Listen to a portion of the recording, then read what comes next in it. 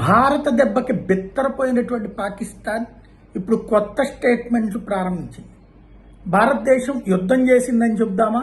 వాళ్ళ సైన్యానికి ఏం కాల, వాళ్ళ సైనిక స్థావరాలకు ఏ దాడి జరగల, వాళ్ళ సైనికుల ప్రాణాలు తీల, వాళ్ళ సైన్యానికి సంబంధించిన ఆస్తులు ధ్వంసం చేయాలి, వాళ్ళ ప్రభుత్వ ఆస్తులు ధ్వంసం చేయాలి.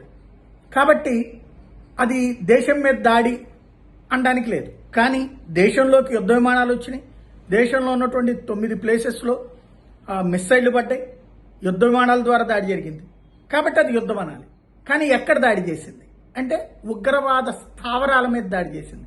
అది లష్కరే తోయిబా, జైషే మహమ్మద్కి సంబంధించినటువంటి ప్రధాన స్థావరాలతో పాటుగా వాళ్ళ అనుబంధ స్థావరాల మీదనే దాడి చేసింది. అది ప్రపంచానికి తెలుసు. కానీ అవి సాధారణ భవనాలు అనేదే చెప్పాలి. అట్ ద సేమ్ టైం తమ దేశం మీద యుద్ధం జరిగిందని, ఆ యుద్ధానికి కారణమైందని, భారతదేశం తమ మీద మిస్సైళ్లు ప్రయోగించిందని, యుద్ధ విమానాలు ప్రయోగించిందని ఇప్పుడు పాకిస్తాన్ అంగీకరించడంతో పాటు ప్రతీకారం తీర్చుకుంటాం, తగిన బుద్ధి చెప్తాం అన్నటువంటి స్టేట్మెంట్లు ఇచ్చింది. వాళ్ళ దేశంలోకి యుద్ధ విమానం వస్తే కనీసం తెలుసుకోలేనటువంటి దేశం ఇప్పుడు చేస్తుంది, ఖచ్చితంగా చేస్తుంది.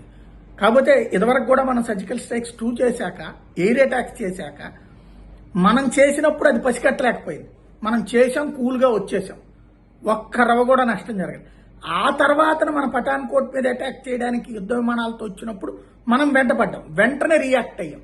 అది తేడా వాళ్ళకి మనకి. మనం స్పాట్ రియాక్షన్, వాళ్ళు అంతా అయిపోయాక నిదానంగా కూర్చుని ఏదో కథ రాసుకున్నట్టు, నవల రాసుకున్నట్టు చేసుకుంటారు. అదే తేడా. ప్రతీకారం తప్పదని పాకిస్తాన్ హెచ్చరిస్తోంది.